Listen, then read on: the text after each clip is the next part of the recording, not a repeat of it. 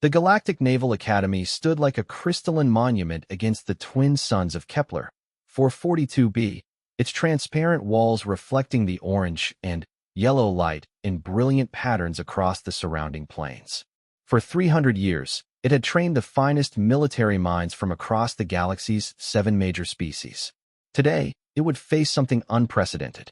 Marcus Chin stepped off the transport shuttle, his worn duffel bag slung over one shoulder. The gravity here was lighter than Earth's, making each step feel like he was bouncing slightly. Around him, beings from across known space moved with practiced ease, tall, graceful Altarians with their silver skin gleaming in the sunlight, stocky Gorvan with their rock-like hide clicking against the metal walkways, and dozens of other species he'd only seen in textbooks. Every eye turned toward him as he made his way to the registration building. Conversations stopped mid-sentence. A group of young Zephyrian cadets, their blue-scaled faces normally arranged in expressions of perpetual calm, now showed something Marcus had never seen before: curiosity mixed with what looked like concern. "That's the human," one whispered, the translator implant in Marcus's ear converting the melodic tones into English. The first one they've ever accepted. Marcus kept walking, ignoring the stares. He'd expected this. Humans had only made contact with the Galactic Union 15 years ago, and their reputation preceded them. The galaxy knew humans as the species that had somehow survived on a death world, the ones who kept pets that were descended from apex predators, the ones who thought running 26 miles for fun was a reasonable activity.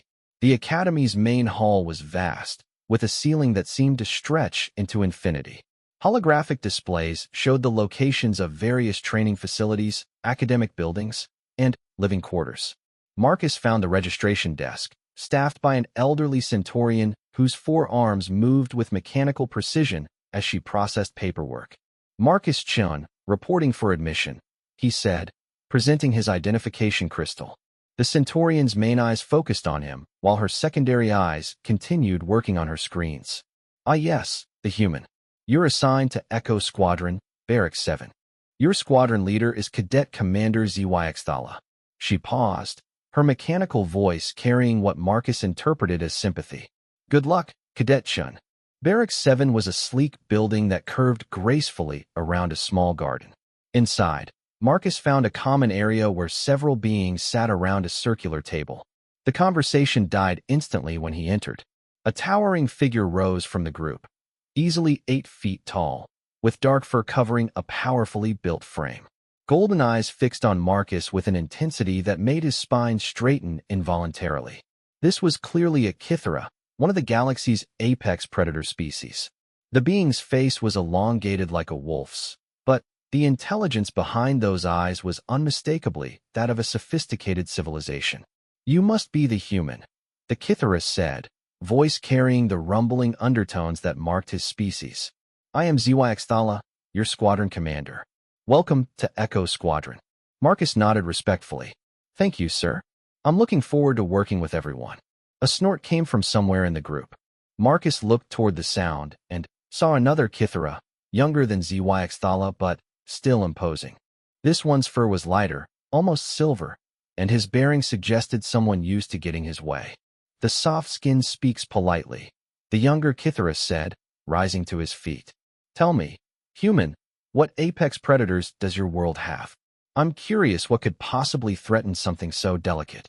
Marcus felt the temperature in the room shift. The other cadets, a mix of species he was still learning to identify, watched with rapt attention. He could sense this was some kind of test, though he wasn't sure of the rules yet. "Well," Marcus said carefully, "we have quite a few. Bears, big cats, sharks, crocodiles. But the most dangerous predator on Earth is probably other humans." This earned some surprised looks from around the room. The younger Kythera's ears flattened slightly against his head. "Other humans? Your own species. Humans are persistence hunters," Marcus explained. "We're not the fastest or strongest, but we don't stop. Ever. A human can track prey for days, weeks if necessary. We can run down animals much faster than us just by never giving up. And when humans turn that ability against each other." Marcus shrugged. "Well, our history isn't exactly peaceful." ZYX Thala's ears pricked forward with interest. "Fascinating. And this persistence hunting, you still practice it? Some do. Marathon running is popular. Ultramarathons too, races that can last for days. There's one called the Marathon des Sables where people run across a desert for a week straight, carrying everything they need on their backs. For fun, asked a small, rabbit-like being Marcus thought might be a Hoperian. For fun, Marcus confirmed. The younger Kithara, Marcus caught his name as Rethka during the introductions that followed, didn't seem impressed. Endurance is useful, but a predator must also have the will to strike when the moment comes, to show dominance when challenged. The comment hung in the air like a challenge itself. Marcus nodded thoughtfully. You're absolutely right, he agreed. Sometimes you do have to show dominance, though humans tend to do it a bit differently than other predators. Before Rethka could respond, Zyaxthala intervened. Enough for now. Chun, your quarters are down the hall, third door on the left. Tomorrow we begin combat training. I suggest you all get some rest. As the group dispersed, Marcus caught Zyaxthala watching him with those golden eyes. There was something calculating in that gaze, as if the older Kithara was trying to solve a puzzle. Marcus's quarters were small, but comfortable, with a window that looked out over the academy's training grounds. In the distance, he could see obstacle courses, combat arenas, and what looked like spacecraft launch platforms.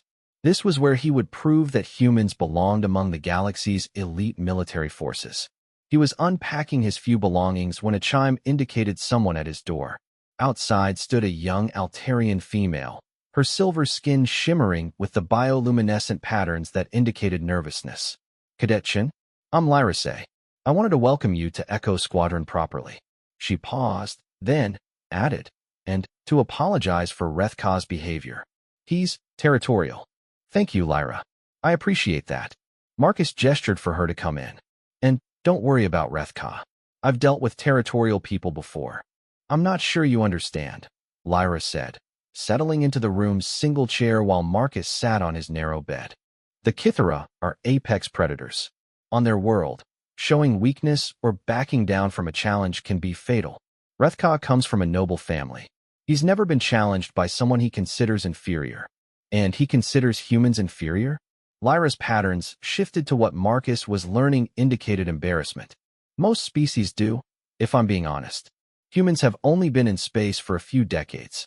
You have no great victories, no ancient warrior traditions that others respect. Your technology is primitive compared to ours. Marcus nodded slowly. That's fair. We are the new kids on the block. But, Lyra continued, there are stories. Rumors about human behavior that don't make sense to us. Ships that refuse to surrender even when facing impossible odds. Humans who keep fighting even after suffering injuries that would incapacitate most species. The rescue of the Hoperian colony ship last year. 3 human vessels attacked a Ravager fleet 10 times their size to buy time for evacuation ships. Did they succeed? They saved 40,000 Hoperians. All 3 human ships were destroyed, but their crews kept fighting until the last possible second. Lyra's patterns shifted to something Marcus couldn't identify. No other species understood why they did it. The strategic value was minimal. The Hoperians couldn't offer anything in return. But the humans fought anyway. Marcus was quiet for a moment. Sometimes doing the right thing is its own reward. That's what makes you confusing, Lyra said. And potentially dangerous. Rethka sees you as weak because you're smaller and softer than his people. But others are starting to wonder if maybe physical strength isn't the only kind that matters. The next morning brought Marcus's first taste of academy training. Combat instruction took place in a vast gymnasium with adaptive flooring that could simulate everything from swampland to asteroid surfaces. Today, it was configured as a rocky terrain similar to a Kithara hunting ground. Instructor Vorthe K was a massive Kithara, even larger than Zyaxthala, with scars across his muzzle that spoke of real combat experience. His golden eyes swept across the assembled cadets with the calculating gaze of a predator evaluating potential prey. Today we practice individual combat scenarios, Vorthe K announced, his voice carrying easily across the space. You will face simulated prey animals from various worlds. The objective is to demonstrate proper hunting techniques and killer instinct. Marcus watched as other cadets took their turns. The Kithara moved with fluid grace, using their natural speed and strength to overwhelm their holographic targets. The Gorvan relied on their incredible durability, simply absorbing attacks while closing to grappling range. Each species had their own approach, honed by millions of years of evolution. "Chun," Vorthake called. "You're next." Marcus stepped onto the combat platform as the environment shimmered and changed around him. He found himself facing a holographic creature that looked like a cross between a bear and a rhinoceros, complete with curved horns